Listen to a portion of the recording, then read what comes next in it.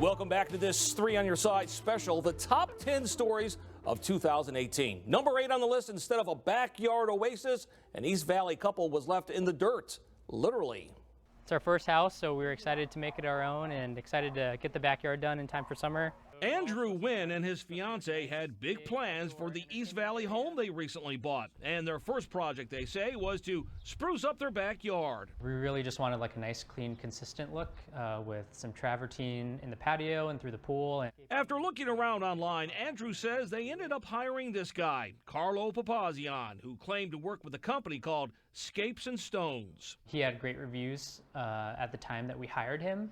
According to Andrew, Carlo Papazian promised to make the backyard look beautiful, but the price tag, well, it was hefty, $12,000, and Carlo Papazian demanded $6,000 up front. But after giving Carlo Papazian $6,000 back in April, Andrew says Papazian didn't do much of anything, and that's if he or the company showed up at all. Over the course of about a month and a half, they'd only maybe done 4 hours worth of work. Andrew says his home security cameras caught Papazian showing up a few times in a marked vehicle seen here, and in the backyard, cameras captured some of the minimal work Carlo did.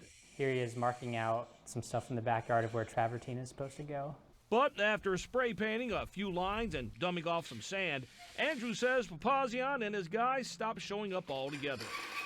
He essentially said that he doesn't have any money to complete our job or to provide a refund. So 3 on Your Side got involved, and we discovered the license for Scapes and Stones had been voluntarily canceled with the Arizona Register of Contractors about a month after Andrew handed over all that money. And according to the contracting board, they've logged 13 other complaints from consumers who say they were also duped by Carlo Papazian, and the board expects more complaints to roll in. So 3 on Your Side went to Papazian's Chandler home that he rents, but only after he refused to return our numerous emails and phone calls. Eventually, a woman answers the door. Hello. Hi. I'm looking for Carlo. He's not here. Okay, can I leave my business card for you? Yeah, you can leave your business All right, card. very good. I'm airing a news report on him. I know what So. it's about. All right, thank you. She says she knows what it's about.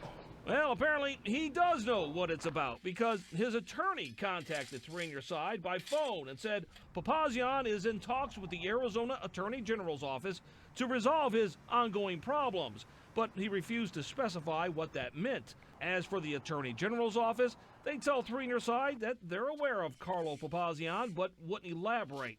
As for Andrew, he wants justice, including getting his $6,000 back from Carlo Papazian. It's just really unfortunate that everyone, everyone works hard for their money and they're trying to do something nice for themselves and for their family, and then they just get defrauded by Carlo. All right, confusion over an estimate cost a Glendale mom thousands. This next story comes in at number 7 on the list of the top 10 3 on Your Side reports of the year. I do. I have 3 boys. Very busy. Diane Apodaca says between sporting events and school activities, she's constantly driving her kids around. And to get the job done, she drives a 2008 Chevy Tahoe. Well, it's my mode of transportation. It gets me to and from work. I'm a single parent.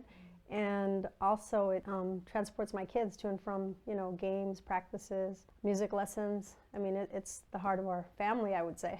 But when the Tahoe started acting up recently, Diane decided to take it somewhere for a diagnosis and an estimate to be repaired. And that's when she came across Advanced Transmissions and Emissions, which offered to tow Diane's Tahoe free of charge. It had free towing, so I thought, okay, well, we'll take it in, get an estimate there, and then we'll take it to 2 other places. But Diane says she never had the chance to get other quotes because she says Advanced Transmissions and Emissions had reportedly repaired the vehicle without her approval.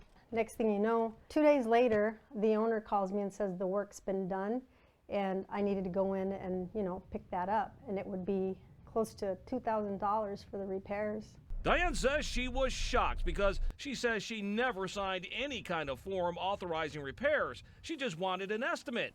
Diane says she tried explaining the issue to the shop's owner, Greg Kaiser, seen here, but she says he didn't want to hear it. He says, I got a verbal, and I said, well, don't you need a signature? I said, I can understand a verbal for an oil change, but, repairs over $2,000, thousands of dollars, and he said, I've been to small claims court plenty of times. I know how this works.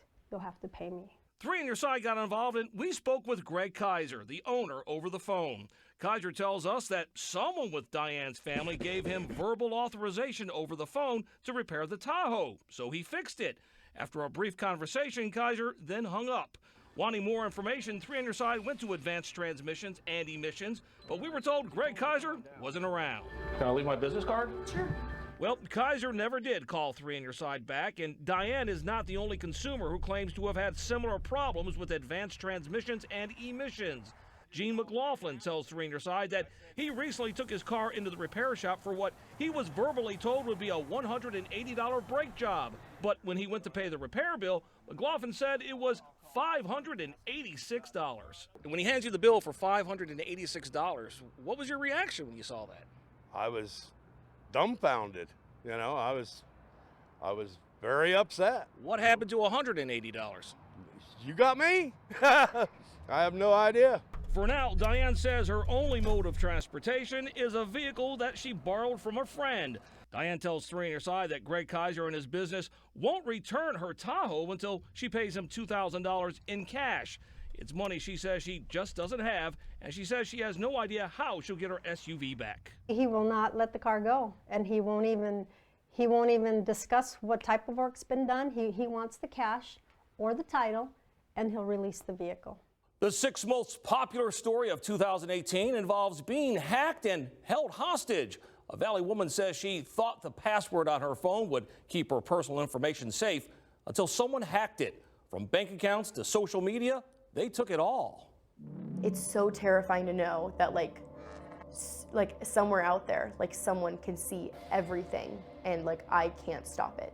Kristen O'Neill says her life has been taken over, and it all started when someone hacked her smartphone. When I tell my mom, I'm like, my whole life is like on my phone. She's like, no, it's not. I'm like, it really is. Kristen attends Northern Arizona University, and like a lot of people, and college students for that matter, she keeps all of her private information on her phone. And why wouldn't she? Passwords, along with fingerprint and facial recognition these days, make hacking your device basically bulletproof, right?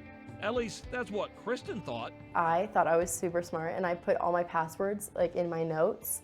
And so it was like, not only like was all of my information in there, but even like information that like wasn't like in my phone, like my social security number, like I kept it locked in my phone. But Kristen has learned phones can and will be hacked into by complete strangers. She found that out when she recently used her smartphone to log onto her Snapchat account, but couldn't.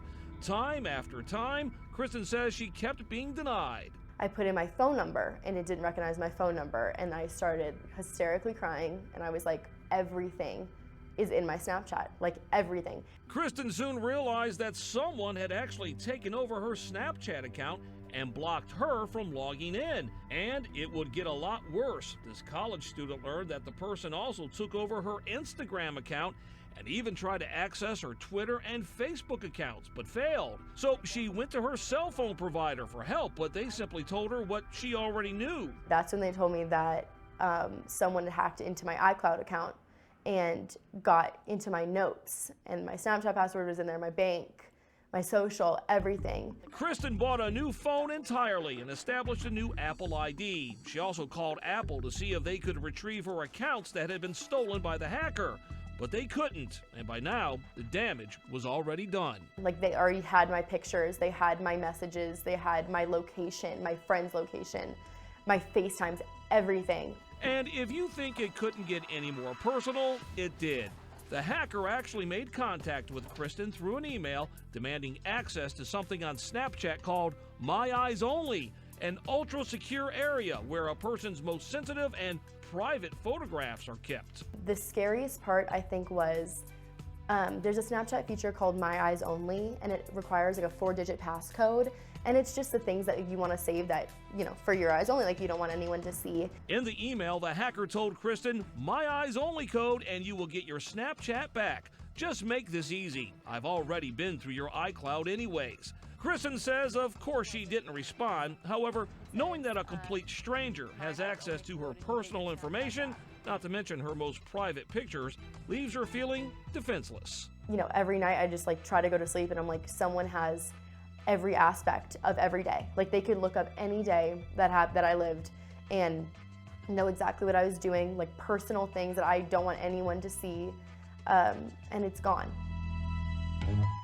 We've got a lot more still ahead on this 3 on Your Side Top 10 Stories of 2018 special. Because they're such a big company, it's hard to go against them. A major insurance company is no match for this new mom. Find out what she did prior to her delivery that made the difference.